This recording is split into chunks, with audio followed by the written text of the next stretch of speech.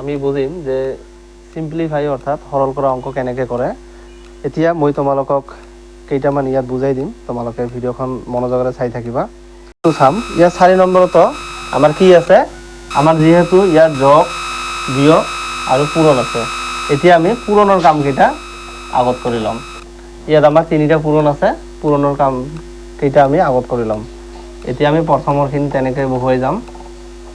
এতিয়া আমাৰ 7ৰ লগত 2 পূৰণ কৰিলে হ'ব 7 2 গুণে আমাৰ কিমান হ'ব 14 আৰু 3 8 গুণে আমাৰ হ'ব 24 আৰু 5 গুণে আমাৰ হ'ব 25। এতিয়া এইটো আমি আগৰ নিচিনা, এতিয়া আমাৰ যোগ আৰু বিয়োগ, এতিয়া আমাৰ যোগৰ কামখিনি আগত কৰি ল'ব লাগিব। 30 যোগ আমাৰ হ'ব 24। এতিয়া এটা বিয়োগ চিন দিম আৰু বিয়োগটো এটা বহুৱাই যাম। আমাৰ হ'ব 15 বিয়োগ 14 বিয়োগ 25। এতিয়া আমি এই দুটা আমি যোগ কৰিম, অৰ্থাৎ 4 আৰু 0 আমাৰ 4 হ'ব আৰু 3 আৰু 2 আমাৰ 5 হ'ব, অৰ্থাৎ আমাৰ 54 হ'ল। এইকেইটা আমি এতিয়া যোগ কৰিম।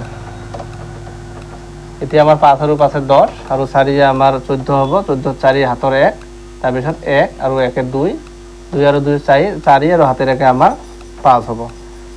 এতিয়া আমাৰ 54 পৰা 54 গ'লে কিমান হ'ব, আমাৰ 0 হ'ব।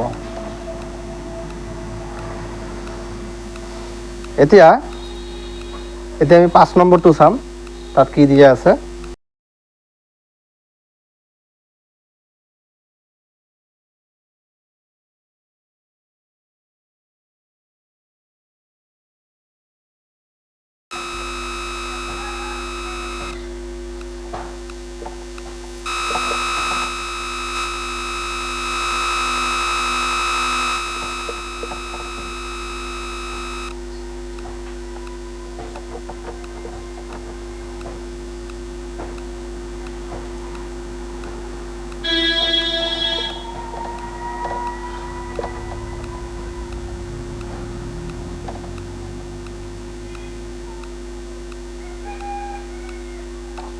এতিয়া ইয়াত চোৱা, ইয়াত কিন্তু আমাৰ পূৰণটো নাই। এতিয়া আমাৰ কি আছে, আমাৰ যোগ আছে, বিয়োগ আছে আৰু হৰণ আছে।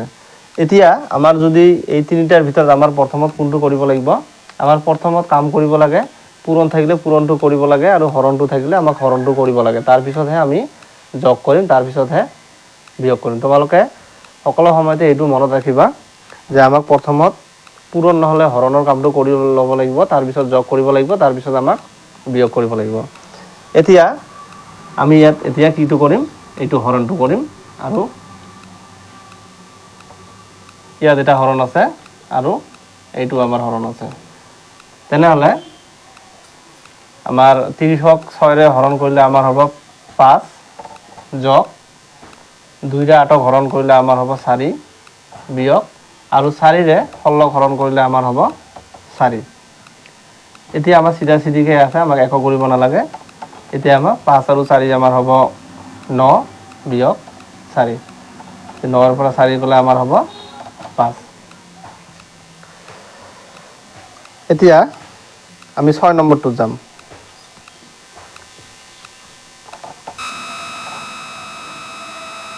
এতিয়া এই অংকটোলৈ মন কৰা, ইয়াত আমাৰ কি আছে, ইয়াত এটা পূৰণ আছে, ইয়াত এটা হৰণ আছে, ইয়াত আকৌ পূৰণ আছে, ইয়াত আকৌ আমাৰ হৰণ আছে আৰু প্ৰথমত আমাৰ যোগ আছে।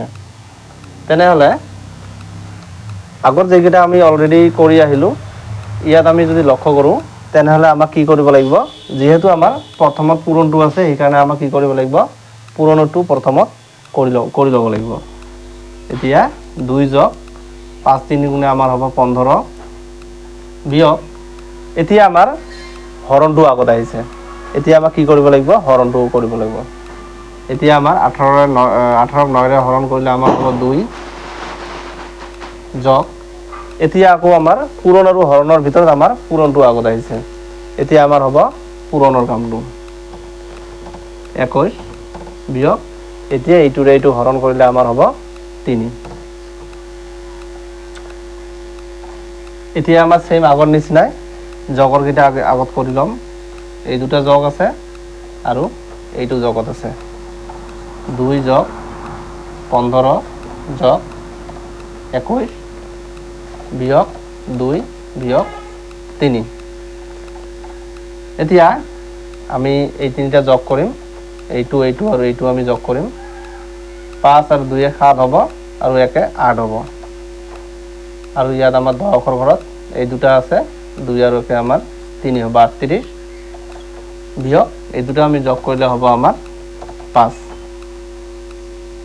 অৰ্থাৎ 38 ৰ পৰা 5 গলে আমাৰ হ'ব 33 আশা কৰো তোমালোকে বুজি পাই আছা আৰু যদি বুজিবত কিবা অসুবিধা হৈছে তোমালোকে মোক কমেন্ট কৰি জনাবা